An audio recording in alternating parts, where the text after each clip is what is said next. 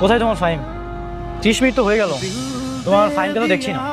আসবে, হয়তো কোনো কাজে আটকা পড়ে গেছে। কোথায় যে আছে কে জানে। ফাইম চলে আসছে, তুমি দূরে গিয়ে দাঁড়াও, নাহলে কালকের মতো আবার রাগ করবে।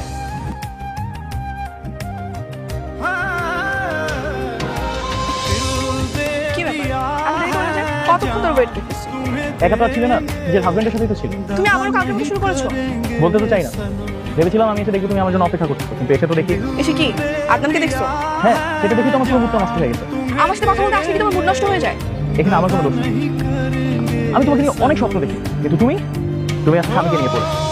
ফাহিম, তুমি কিন্তু ভালো করে জানো ওর মধ্যে আমার মধ্যে এখন কি সম্পর্ক চলতেছে। স্বামী আর স্ত্রীর মধ্যে কি সম্পর্ক চলে সেটা আমি জানি, সবাই জানে। তুমি কি আমাকে অপমান করছো? হ্যাঁ করছি, কি করবা তুমি? তুমি তো খুব ঘাটারা দেখতেছি। আমি খাচ্ছি না।